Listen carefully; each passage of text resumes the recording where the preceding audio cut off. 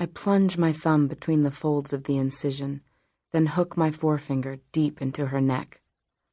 Unlike most of the bloodlines, which offer perfunctory resistance, the carotid artery doesn't surrender itself willingly. Tethered between the heart and head, the sinewy tube is often weighted with years of plaque, thickening its resolve to stay. More so now that rigor mortis has settled deep within the old woman. Each time I tug on that vessel, I think of my mother. I imagine other daughters are reminded of their dead parents whenever they hear the refrain from an old song or feel the heft of a treasured bedtime story resting on their own child's nightstand. My trigger is the transformation of a battered corpse back to someone familiar. I was too young when she died to remember her scent, and I have no memory of her voice. But her wake, like the accident, plays in my head like a movie reel, some frames taut and crisp, others brittle, fluttery things. Though always her face is clear, before, after, and then after again at the funeral. I remember my grandmother's friends clustered near the Easter lilies, whispering their doubts about my mother's eternal salvation. My grandmother, her frayed black slip hanging just beyond the hem of her dress, bringing me to kneel on road-burned knees before the casket. Don't look. And then hurrying me along, leaving me alone in the family room. I remember holding fast to my doll, a gift from one of my mother's many boyfriends. He said he chose her because she resembled me. Even then I knew better. The doll was elegant and slight, with porcelain cheeks and delicate lashes, lips like my mother's and eyes that clicked shut when I laid her beside me at night. She wore a red flamenco dress, gold earrings I once tried to pierce through my own lobes, and a parchment calling card tied to her wrist, her name in curvy script, Patrice. But what I remember best of all from that day was Mr. Mulry, the undertaker. The mourners huddled in an adjoining room, their fingers clinging to rosary beads, their souls lashed to prayers, their drumbeat chants vibrating within me. I ran from that room, desperate to escape, and rushed headlong into Mr. Mulry. He was standing in the doorway of my mother's room, filling it, appearing as bewildered as I felt. I clutched at his suit coat, and he turned to me, hands worrying at his own set of beads. All of him stooped as if to avoid a raised hand, shoulders sunk, chin nearly resting on his chest, eyes buried deep beneath a low, dark brow meeting mine. "I want to go home," I said. I told him about my grandmother's house, a place much like the funeral parlor, with its heavy drapes and multitude of crucifixes, with long silences interrupted only by longer prayers. The way she pressed me to her bosom, suffocating with her old lady smell, vowing to protect me from my mother's fate. I fingered the thick gauze that bound my head and asked if he'd take me to where my mother was.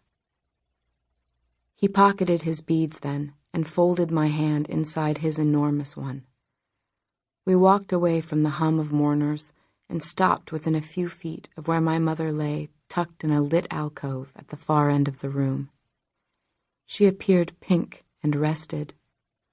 Her usual red lips were softened with the palest shade of coral, her pillowy bosom hidden beneath a lace collar, but there she was, with candles casting hypnotic shadows against my mother's face. The room seemed kinder than the one I'd left earlier. "Don't be afraid," said Mr. Mulry, ushering me over to the coffin. He allowed me to touch my mother for the first time since the accident. I stroked her hand, but it was hard and cold. So instead my fingers sought the fabric of her dress, knitting through her lace cuff as I spoke.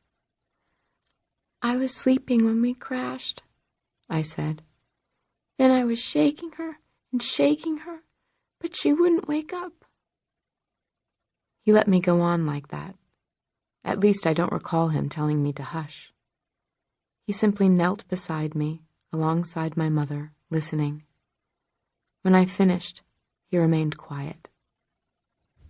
"Mommy," I whined, poking her arm, clutching Patrice to me, her doll's eyes fluttering with each jostle. "I want to go home." I wanted to sleep in my own bed, not in Grandma's with her musty blankets and sharp toenails, with bedtime stories about mothers passing on to eternal damnation. That's when Mr. Mulry again took my hand in his. "She's dead." He brushed aside a lovely curl that flipped over my mother's brow where the worst gash had been, to reveal the precise row of stitches he'd made with thread to match her flesh. "Where's all the blood?" I asked, but he misunderstood. I had meant the blood that concealed her face in our final moments together as we lay in the street. He tugged open her collar to expose 3 neat stitches in her neck, telling me how he drained her blood from the carotid artery and replaced it with formaldehyde that then hardened inside of her. In spite of myself, I was awed by his ability to erase the wounds, to help me see my mother again. I kissed my doll's cheek and settled her against my mother, watching until Patrice's eyes trembled closed. I almost snatched her back. I wanted to. Instead, I unraveled the calling card twined to her tiny wrist and hid it at the very bottom of my dress pocket. It would be the only memento I had of my mother. When I started to cry, fingering the 3 stitches, 1, 2, 3, 1, 2, 3, 1, 2, 3, breathe. Mr. Mulry placed a hand on my shoulder and whispered, "Never mind what the others say. We're all sinners, and all sinners are welcomed by God." But I wasn't comforted by a God who couldn't give me back my mother. I found salvation in the undertaker who could. I suppose that's why I became one. To keep listening to this audiobook, I've left you a link in the description so you can do it, at no cost thanks to Audible's 30-day free trial.